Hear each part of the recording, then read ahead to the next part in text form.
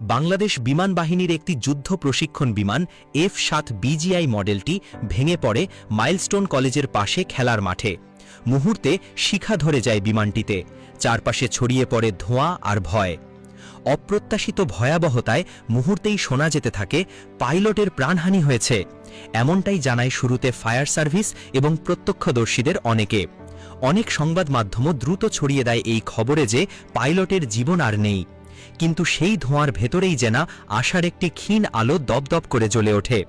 ঘটনার কয়েক ঘণ্টা পর অবাক করে দিয়ে এক সেনা সদস্য জানান, ফ্লাইট লেফটেন্যান্ট তৌকির ইসলাম সাগর এখনও বেঁচে আছেন, তার পালস পাওয়া গেছে। ঘটনাস্থল থেকে তাকে হেলিকপ্টার MI-17 করে সম্মিলিত সামরিক হাসপাতালে CMH-এ নিয়ে যাওয়া হয়। বর্তমানে তিনি CCU-তে চিকিৎসাধীন। এ তথ্য নিশ্চিত করেছেন ঘটনাস্থলে দায়িত্ব পালন করা এক সেনা সদস্য।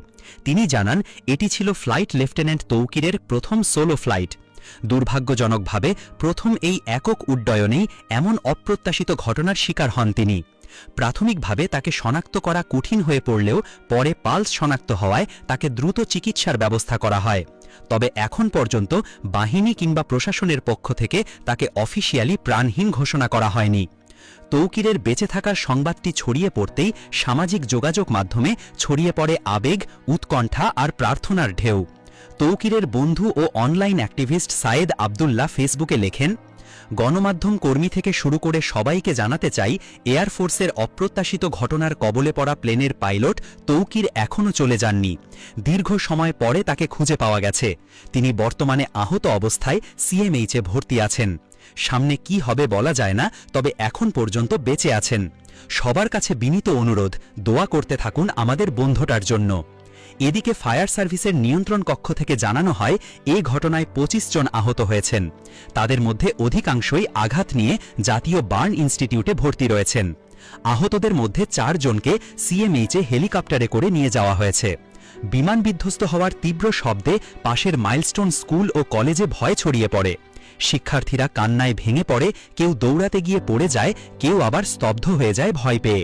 শিক্ষক শিক্ষিকারা শিক্ষার্থীদের দ্রুত নিরাপদ স্থানে সরিয়ে নেন। অভিভাবকেরাও ছুটে আসেন সন্তানদের খোঁজে। বিধ্বস্ত বিমানের ধ্বংসাবশেষে কাজ শুরু করেন ফায়ার সার্ভিস ও সেনাবাহিনীর সদস্যরা। উদ্ধার কাজে সাধারণ মানুষও সাহায্যে এগিয়ে আসেন। আগুন নিয়ন্ত্রণে আসে, কিন্তু ক্ষতচিহ্ন থেকে যায় জায়গা জুড়ে।